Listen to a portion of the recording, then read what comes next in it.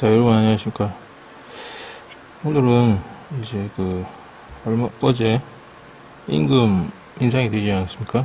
최저시급이 급격하게 인상이 됐는데, 여기에 대해서 어떤 편의점주 인터뷰가 뉴스에 나서 제가 그걸 한번 읽어보도록 하겠습니다. 이게 조선일보에 난 기사인데요. 여기 이 기사를 보면 성인재씨 52살입니다.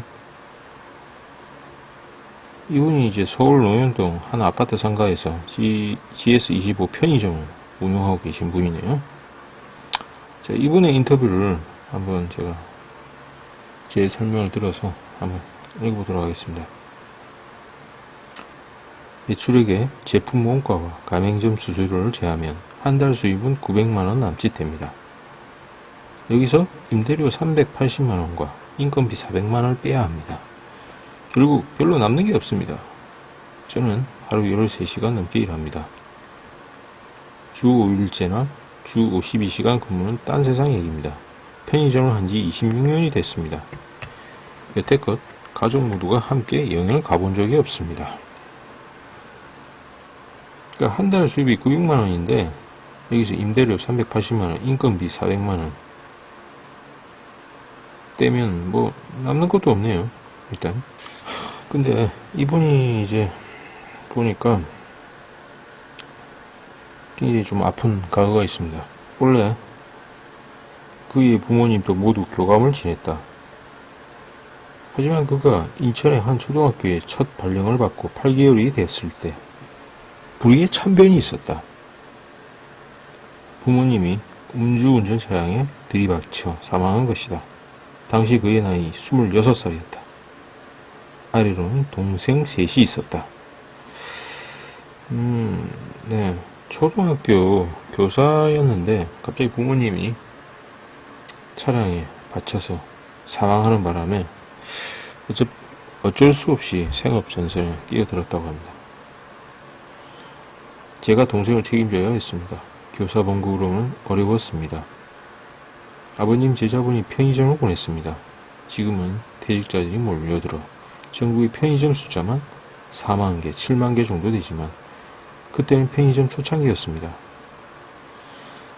편의점이 초창기였기 때문에 굉장히 많은 돈을 벌었을 것 같은데요.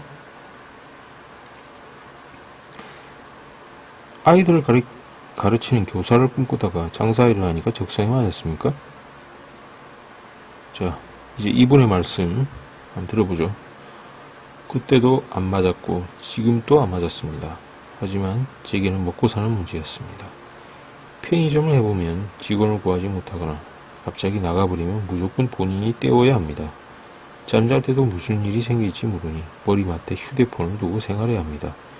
이게 얼마나 스트레스겠습니까? 남들이 쉬는 명절, 연휴에도 문을 열어야만 합니다. 부모님 제사를 제 시간에 지내지도 못했고 몇 해 처갓집에 간 횟수도 손꼽을 정도입니다.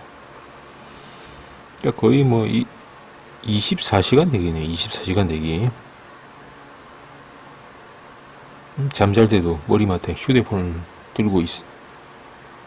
두고 자야만 했고 또 무슨 일이 생기면 바로 뛰쳐나와야만 했고요.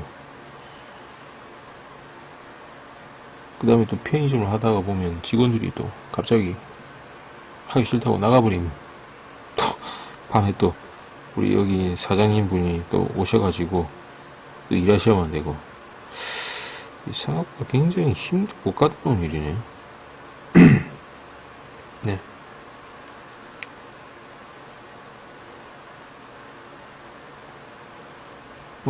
그러니까 편의점은 24시간 문을 열어야 하니 신혼 초에도 야간 직원을 구하지 못해 편의점에서 밤을 보냈습니다.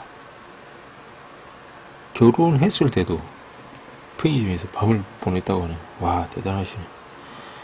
편의점 제품 창고에 침대를 갖다 놓고 눈 붙이고 날마다 인스턴트 식품을 먹었습니다. 그러니까 끼니는 편의점 안에 있는 인스턴트 식품들, 삼각김밥이라든지, 그런 거, 김밥, 샌드위치 이런 거 날짜 지난 건 뭐 드셨나 봅니다. 또 어느 기간에는 직원 없이 아내와 맞교대 하기도 했습니다. 직원이 갑자기 나갔을 경우에는 그냥 그렇게 한 것 같습니다. 어쨌든 그렇게 해서 동생들을 다 분가시켰고 자녀는 대학에 보냈습니다. 덕분에 먹고 살았으니까 감사해야겠지만 정말 고민하는 일이 많았습니다. 정신적, 육체적으로 너무 힘들었습니다. 그래도 편의점 일을 굉장히 오래 하시면서 밑에 동생들 다 출가시키고 자녀들도 다 대학을 보냈다고 그렇게 하네요. 아, 정말 대단하신 분이네. 자, 여기 또 이런 기사가 나오네. 편의점 가맹점주 협회에서 최저임금 나를 잡아가라 라며 집단 기자회견을 했을 때 공감하는 이가 많았습니다. 하지만 편의점 점주는 그래도 알바생보다 재력이 있지 않은가. 그렇게 힘들면 그만두면 될 일이지 라고 냉소적으로 보는 이들도 있었을 겁니다. 이제 여기에 대해서 굉장히 이분께서 중요한 말씀을 하시는데요. 뭐라고 얘기했냐면요. 저희는 배운 게 없어 다른 걸 하고 싶어도 기술이 없습니다. 허이자 그동안 평생 편의점 일을 하시다 보니까 시간이 없었겠죠. 집에 가면 힘들어서 쉬기 바쁘니까 말이죠. 자, 그리고 상품 팔아서 하루하루 먹고 사는 방법밖에 없습니다. 사실 대다수 편의점 주인들은 재력이 있는 게 아니라 영세한 서민들입니다. 경기가 안 좋아 퇴직자가 많을수록 편의점이 많이 생깁니다. 제게는 이번 달 직장 그만두는데 편의점 좋은데 있어? 라고 문의하는 전화가 많습니다. 편의점은 퇴직금이 1억 원으로 딱하게 좋아 보입니다. 특별한 기술이 필요하지 않고 음식점처럼 직접 끓이거나 튀기지 않아도 되니까요. 가만히 앉아서 용돈벌이를 할 수 있다고 생각합니다. 하지만 쉽게 받다가 투자한 퇴직금을 다 까먹습니다. 이제는 인건비까지 우리가 견딜 수 있는 한계를 넘었습니다. 그러니까 보통은 이제 퇴직하시는 분들이 이제 대기업에서 퇴직하시는 분들이 퇴직금으로 대충 1억 원 이제 받고 나오는데, 그러니까 이분들 퇴직하시는 분들은 대략 이제 용돈벌이나 하자 그 생각에서 그냥 별다른 준비나 생각 없이 쉽게 할 수 있는 일로 편의점을 선택하시는데, 대부분은 오히려 하다가 이게 생각보다 수입도 안 나고 힘드니까 오히려 퇴직금을 다 까먹는 경우가 굉장히 많이 있다고 하네요. 자, 내년 최저임금이 10.9% 올라 아르바이트 시급이 8,350원이 되겠군요. 자, 기자가 이렇게 물었는데요.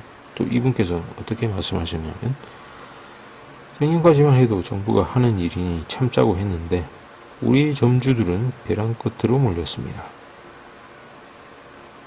올해는 작년보다 직원 1인당 인건비가 월 73만원이 올랐습니다.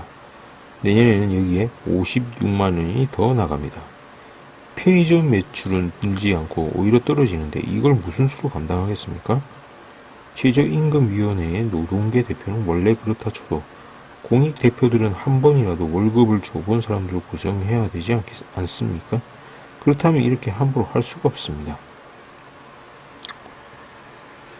그러니까 올해는 이분 말씀을 좀 더 요약해보면, 올해는 작년보다 직원 1인당 인건비가 월 73만원이 올랐는데 거기에 더해서 이제 내년에 시급이 8,350원이 오르게 되면 56만원이 더 나간다고 합니다.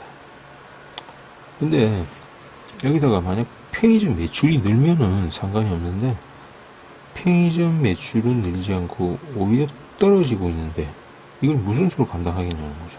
그러니까 편의점이 워낙 포화 상황이라서 지금 여기저기 그냥 계속 지금 생기가 나고 있는데, 그런 상황에서 매출은 떨어지고 인건비까지 또 계속 작년에 비해 73만원 오르고 내년에는 또 56만원이 오른다고 하니까 못 버티는 거죠. 자, 그리고 기자가 이렇게 또 묻네요. 후년 2020년까지 최저임금을 1만원으로 올리겠다는 문재인 대통령의 공약이 있습니다. 오히려 노동계에서는 이번 인상폭으로는 실현할 수 없다고 반발하는군요. 자, 그래서 이분이 뭐라고 얘기하냐면요. 어느 나라에도 이렇지 않을 겁니다. 최저임금 논의에서 감춰진 게 주유수당입니다. 네, 주유수당. 편의점 직원이 일주일에 5일 계속 일하면 하루치를 더 주게 되어 있습니다. 그러니까 편의점 직원이 일주일에 5일 일하면 총 15시간인데 계속 일하면 주유수당을 산입하면 내년 최저시급은 실제로는 1만원이 넘습니다.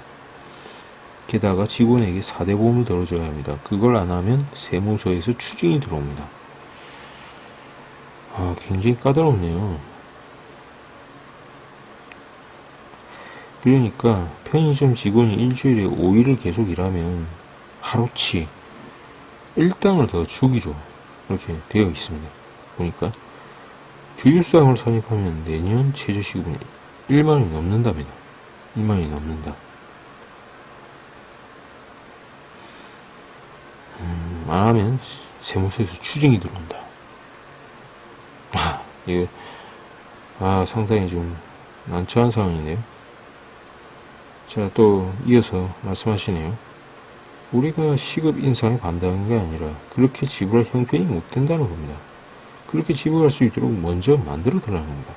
아주 목이 좋은 곳에 있는 편의점의 점주를 빼면 대부분 편의점 점주의 올해 평균 수입은 월 150만원이 못 넘습니다. 그러니까 아주 몫이 좋은, 장소가 좋은 편의점주를 제외하고서는 편의점을 빼면 대부분 편의점 월 수입이 150만원이 넘지 못한답니다. 편의점 점주 입장에서. 그러면 차라리 그냥 직장에 다니시는 게 더 나을 것 같은데요. 그러니까 지금 인건비를 감당하지 못해서 부부가 이제는 월 12시간씩 맞교대를 하는 것이 늘어나고 있다는 거거든요. 지금 곰곰이 생각해보니까 저도 가끔씩 제가 자주 가는 그 동네 집 근처에 있는 편의점에 보니까 언제부턴가 아르바이트생이 사라지고 오히려 나이 드시면 그동안 못 봤던 나이 드신 분이 이렇게 하시더라고요. 지금 생각해보면 그분이 아마 사장님이셨던 것 같아요. 가끔씩 또 아줌마도 좀 나이 먹은 아주머니도 하시던데 그분도 보면 그러니까 가족끼리 남편과 아내, 부인이 번갈아 가면서 하는 것 같습니다. 거기도 이 GS25였는데 굉장히 또 이런 또 사정이 있었네요. 그러다 보니까 자 지금 이제 계속 또 기자가 물어보는데요. 아예 시급을 떼먹거나 임금 체불을 하는 점주들도 있지요. 부모된 마음에서는 알바생의 근로가 정당한 보상을 받지 못하는 것이 아닌가 안쓰러울 때도 있습니다. 자, 그래서 이분이 말씀을 하시네요. 대학생인 제 자녀도 아르바이트를 합니다. 아이들이 정상적인 시급을 못 받아오면 저도 속상합니다. 하지만 고용자가 줄 수 있는 여력이 있느냐도 중요합니다. 편의점 주인도 부양해야 할 가족이 있습니다. 그 안에는 아르바이트생 나이의 자식들도 있을 겁니다. 현 정부는 급격한 최저임금 인상으로 우리 점주를 자식 같은 아르바이트생과 대립 관계로 만들고 있습니다. 그러니까 보면요, 이제 시급을 떼먹는 악덕 업주들도 분명히 있는데 그분들 입장에서도 실제로는 줄 수 있는 여력이 있는데도 안 주는 점주들도 있겠지만 대부분은 매출이 줄고 또 막 임대료라든지 그런 걸 주다 보니까 이제 사정이 여의치 않아서 주지 못하는 경우가 오히려 지금 더 많다고 하네요. 굉장히 안타까운 경우입니다. 자, 여기 그 다음에 계속이 되네요. 편의점 점주들은 아르바이트 직원에게 돈 몇 푼 올려주는 것에는 집단밥을 하고 실제 수익 구조에 결정적으로 작용하는 임대료를 놓고 건물주에게 대들지 못한다고 비판합니다. 자, 이 점이 굉장히 중요하거든요. 제가 네이버 댓글을 읽어봤는데도 대부분 여기에 좀 이제 점주들이 에 대해서 굉장히 좀 부정적인 의견을 많이 적으신 분들이 어떻게 댓글을 적으셨냐면요. 아니, 왜 정부한테 따지지 말고 그러면 건물주에게 임대료를 좀 내려달라고 얘기하면 안 되냐고. 그렇게 지금 항의를 하는 분들이 굉장히 많이 있거든요. 댓글로. 이제 주로 보면 현 정부 지지자분들, 그럼 그분들은 건물전주에게 따지지 않고 왜 정부에게 계속 탓하느냐 이런 식으로 얘기를 하시는데, 근데 그 편의점 점주께서 이렇게 말씀하십니다. 그 이유가 뭐냐면, 건물주에게 만약 월세 못 내겠다 깎아달라고 하면 나가라고 합니다. 쫓겨나는 것밖에 없습니다. 이런 현실을 모르고 자기가 장사를 해보면 그런 말을 못합니다. 라고 나와요. 그러니까 건물점주에게 좀 월세 좀 깎아달라. 그러면 건물점주는 무조건 그냥 나가라고 하는 거야. 그럼 어쩔 수 없죠. 편의점주 입장에서는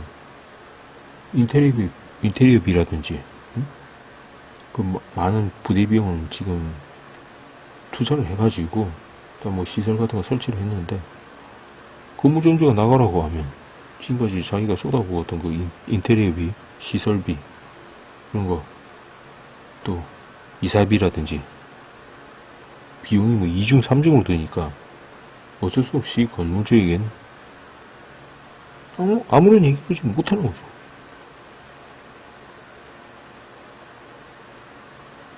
자, 그래서 또 이런 얘기가 있네요. 그러면 대기업 본사와 가맹점 수수료를 조정하면 아르바이트 직원의 시급을 올려줄 여력이 생기지 않습니까?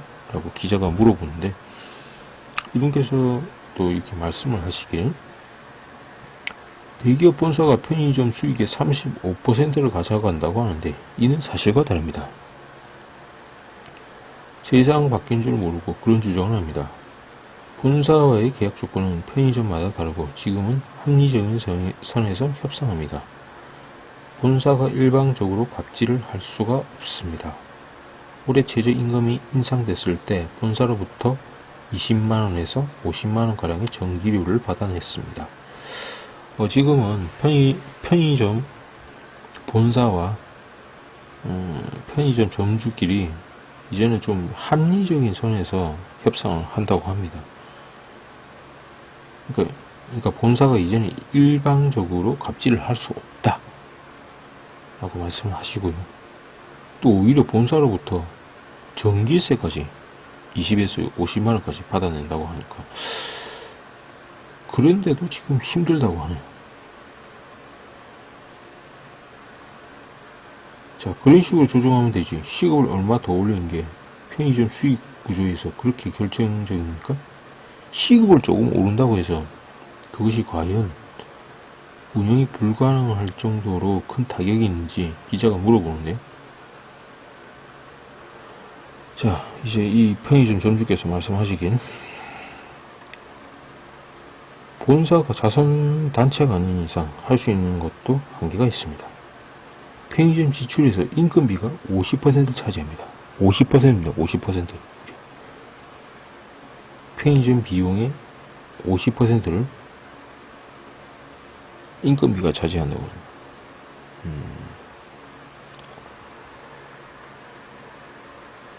시급이 조금 오름으로써 아까 제가 보셨듯이 얼마입니까? 뭐 거의 뭐 엄청나게 많이 이제 부담이 되는 거죠. 몇십만 원씩 아까 차이가 나던데.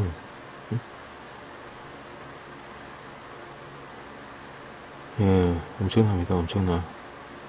자, 그러면 지금 이제 노무현 정부에 대해서 노무현이 아니라 문재인 대통령에 대해서 이제 이분 편의점 점주께서 비판을 하십니다. 뭐라고 얘기했냐면, 서민을 위한다는 정부가 왜 이런지 모르겠습니다. 노동자만 보이고 우리 같은 영세 자영업자는 국민이 아닙니까? 시급을 얼마 올려야 하니 당신들에게 세금이나 카드 수수료 등의 제도를 이렇게 할 테니 좀 참아달라고 설득했으면 이런 식으로 서로 대립하지 않았을 겁니다. 올해 최저임금이 오르자 편의점마다 알바생을 줄이기 시작했습니다. 과거에는 구인 광고를 내면 한 달 동안 한 통도 못 받았지만 지금은 아르바이트를 하겠다는 학생들이 넘쳐납니다. 시급이 오르다 보니까 이제는 막 학생들이 너도 할 거 없이 아르바이트를 하기 위해 뭐 이력서를 막 갖다 내나 봅니다. 그러니까 학생들 입장에서는 이제 그만큼 아르바이트 자리가 구하기 힘드니까 편의점이라도 지금 막 구하려고 하는데 이제는 점주들 입장에서 임금이 부담 때문에 그마저도 지금 하지 않는다는 겁니다. 자, 그래서 기자가 물어보네. 청년 실업률이 18년 만에 최악이라는데 지금 같은 아르바이트생의 일자리 축소도 포함되어 있군요. 물어보니까 과거에는 편의점 아르바이트는 거의 전부 학생이었습니다. 근데 지금 오히려 정업주부들이 나와서 일합니다. 편의점 점주 입장에서는 오히려 학생들을 될 수 있으면 뽑지 않고 오히려 주부들을 뽑는다고 하네요. 그래서 그 기자가 물어봤습니다. 아니 왜 그럼 학생들을 뽑지 않고 주부들이 뽑냐고 물어보니까 자 이제 이 편의점 점주께서 말씀하시길 학생들을 잘 안 뽑으려고 합니다. 이런 말을 하면 학생들이 싫어하겠지만 학생들은 근무 시간에 휴대폰을 보고 있습니다. 아 그러니까 편의점 하는 동동 중간중간에 그냥 일어나고 스마트폰을 막 보고 있으니까 게임하고 쓸데없는 짓 하고 이러니까 그게 열받아가지고 아예 뽑지 않으려고 그러는. 그러니까 근로계약서를 작성했는데도 하루 이틀 일하다가 오늘 아파서 못 나가요 라고 문자를 알린 뒤 연락을 끊습니다. 하하. 그러니까 근로계약서를 작성했는데도 며칠 일하다가 또 자기 마음에 안 느끼면 못 나간다고 하고 그냥 연락을 끊어버린다. 그리고 또 대부분의 학생들이 2달을 못 넘깁니다. 돈이 좀 모이면 거짓 이유를 대고 안 나옵니다. 2달 다니다가 이제 돈 좀 벌면 그냥 때치고 그거 또 용돈이 좀 생기니까 이제 그냥 막 놀아봅니다. 이런 일이 비일비재합니다. 그러면 급하게 사람을 구하거나 집안 식구 중 누군가가 메워야 합니다. 학생들은 2달 동안 2달만 일하면 그냥 뭐 이런저런 이유를 대면서 그냥 안 나오니까 차라리 그냥 막 학생들 안 뽑고 그냥 아줌마들 뽑나 봅니다. 네, 그렇네요. 그러니까 내년도 최저임금까지 결정된 상황에서 어떤 해답이 있습니까? 그러니까 어떻게 해결할까 할 거냐고 물어보니까 좋아지게 될 희망이 있으면 속는셈 치고 참을 수 있지만 이는 갈수록 많이 보이는 절망 고문입니다. 본사 계약 기간이 있어 위약금 때문에 문 닫을 수도 없고 정말 간신히 버티고 있습니다. 본사가 어떤 계약 기간 동안 그러니까 위약금 계약 기간 동안에 만약에 계약 기간을 못 채우면 위약금을 내야 되니까 어쩔 수 없이 지금 계속 가게 문을 여는 상황이라고 그렇게 지금 얘기를 하네요. 하지만 막다른 벼랑에서 뛰어내려야 한다면 우리는 모든 수단을 동원해 저항할 수밖에 없겠죠. 지금 이분들이 지금 막다른 상황에 도달했으니까 이제 수단 방법 안 하고 저항하겠다고 그러는데요.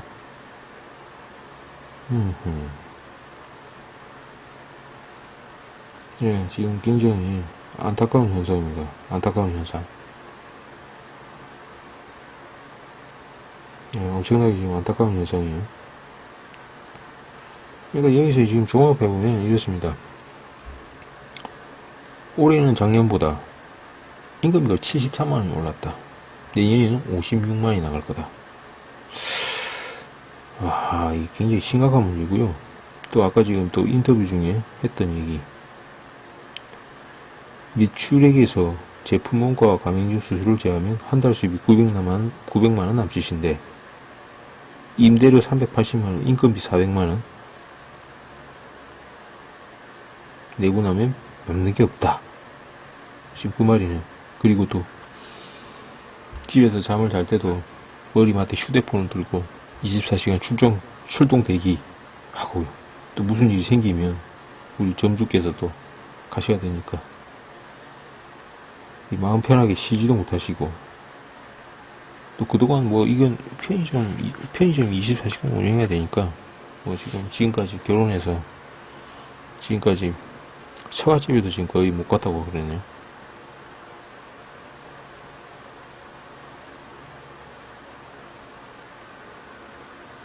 그리고 지금 점주분들 대부분 다 평균 월 수입이 150만원이에요. 150만원. 150만원이죠. 150만원.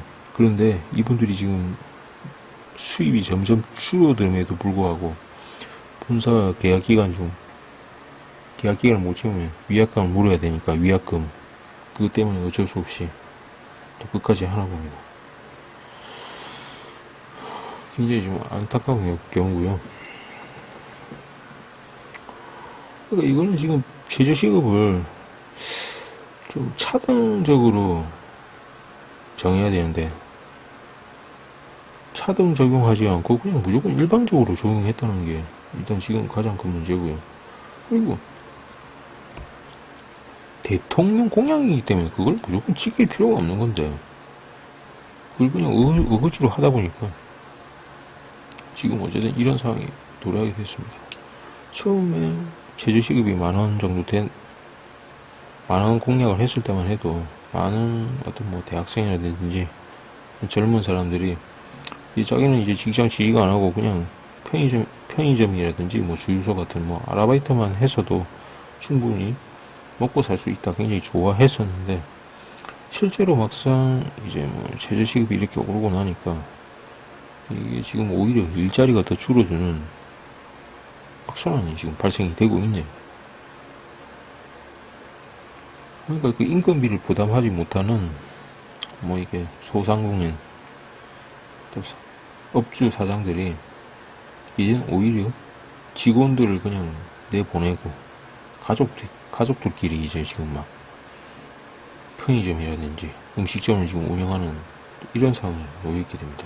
근데 보통 사람들 입장에서는 뭐 근로자들, 재직자들 입장에서는 오히려 뭐 그걸 그냥 기분 좋게 받아들일 수 있을지 모르지만, 최저시급 인상한 것에 대해서 말이죠. 근데 지금 재직자들 입장에서도 뭐 100년 전년 또 회사에 다닐 수는 없지 않습니까? 또 그분들도 만약 나중에 먼 훗날 최저시급을 만약 뭐 회사를 그만두게 되면 이렇게 뭐 자영업을 해야 될 텐데, 자 이렇게 인건비가 오르게 되면 자 그분들이 이제 뭐 먹고 삽니까? 회사 그만두면? 요즘 대기업 같은 경우에 뭐 정기적으로 정리해고하고 있고, 또 명예퇴직 3, 40대부터 지금 계속 하고 있잖아요. 근데 그분들이 과연 그러면 뭐 정리해고, 명예퇴직 아니면 뭐 승진해서 밀려서 자발적으로 뭐 퇴사를 한다든지 그런 경우에는 그분들은 그냥 뭐 먹고 삽니까? 그리고 지금 현재 자영업을 운영하시는 분들 대부분 자녀들이 보면 뭐 중학교, 고등학교, 또 대학생들 그런 자녀들이 많이 있는데, 자영업자들이 무너지면 그럼 그 자녀들은 어떻게 되는 겁니까? 그렇죠? 뭐 공부도 못하고 또 한참 이제 사춘기라서 예민한 시기에 만약 이렇게 자영업이 무너진다면 그 학생들, 그 자녀들은 굉장히 큰 방황을 할 수밖에 없겠죠. 그리고 좋은 대학에 진학할 수도 없게 되고요. 요즘 보시면 아시겠지만 뭐 대학을 나와도 요즘 취업하기 힘든 상황에서 만약에 이렇게 자영업이 붕괴된다면 또 그 자녀들은 또다시 가난이 대물림되는 그런 현상이 나올 수밖에 없거든요. 그리고 또한 그 자녀들, 자영업이 붕괴된 그 자녀들은 오히려 범죄라든지 또 나쁜 유혹의 손길에 빠져서 사회에 굉장히 좀 악영향을 줄 가능성이 있다는 겁니다. 그런 이유 때문에 지금 어떻게 해서든 이 자영업을 살려야 된다고 저는 생각을 하거든요. 그러니까 이건 조금 강한 결단이 필요한데, 그러니까 보면 이제 저마다 입장이 다르다 보니까 이게 지금 쉽게 결론이 안 나는 거죠. 노동자들 입장에서는 시급 오른다. 그러니까 뭐 어쨌든 좋다는 입장이고, 대기업에 다니시는 분들, 대기업 생산직, 뭐 현대자동차, 현대중공업, 뭐 LG라든지 뭐 그런 곳에서는 뭐 환영하는 분위기인데, 이 소상공인들, 중소기업들 지금 이쪽은 지금 난리가 났습니다. 어쨌든 최저시급 인상으로 인해서 오히려 있는 직원들을 내보낸다든지 직원 숫자를 줄인다든지 어떤 지금 그런 상황에 놓여 있고요. 오히려 그것 때문에 지금 오히려 어쨌든 일자리 구하기가 지금 훨씬 더 지금 어려워진 상황이죠. 그래서 저는 묻고 싶어요. 최저임금 인상을 과연 누구를 위해 하는 것인가? 그러니까 부작용이 발견됐다면 그걸 빨리 전략을 수정해서 다시 올바른 궤도 위에 놔둬야 되는데, 그냥 그것이 그냥 공약이기 때문에 공약은 무조건 지켜야 된다, 그런 어떤 잘못된 생각을 가지고 있다 보니까 지금 이렇게 부작용이 드러나는데도 물러서지 못하는 거예요. 지금 정부 여당도 그렇고 대통령도 그렇고요. 그리고 또 지금 대통령이 뭐랄까, 문재인 대통령이 어떻게 보면 촛불 집회로 정권을 잡지 않았습니까? 그 과정에서 이제 노동단체들의 어떤 후원을 받다 보니까 아무래도 노동계 쪽에서 요구하는 그 사항을 그냥 모른 척 할 수 없다는 거죠. 그러다 보니까 이게 지금 이제 극단적인 양극화 현상, 또 지금 이제 최저신급 인상으로 인한 어떤 부작용들이 지금 마구 지금 쏟아져 나오고 있습니다. 이렇게 되면 우리 소상공인들, 또 편의점이라든지 음식점, 아마 내년 되면 줄 폐업 할 가능성이 지금 크고요. 그리고 또 하나, 중소기업들 또한 버티지 못할 가능성이 굉장히 큽니다. 중소기업이 무너지면 대기업은 그럼 어디서 부품을 받습니까? 그럼 대기업도 휘청거릴 수밖에 없죠. 중소기업 근간이 무너지면 대기업도 그러면 어디죠? 동남아시아나 중국에서 부품을 조달받아야 되는데 과연 그게 가능할까요? 그럼 대기업도 굉장히 위험해지죠. 우리나라 그 중소기업 기반이 무너지면 연쇄 파동이 일어날 가능성이 굉장히 큽니다. 아마 그것이 아마 내년 한 2, 3월쯤 돼서 이제 그게 아마 그 큰 부작용이 아마 일어나지 않을까, 저는 그렇게 생각을 하는데요. 어쨌든 굉장히 지금 어려운 상황에 놓여 있습니다. 네, 그럼 이만 마치겠습니다. 감사합니다.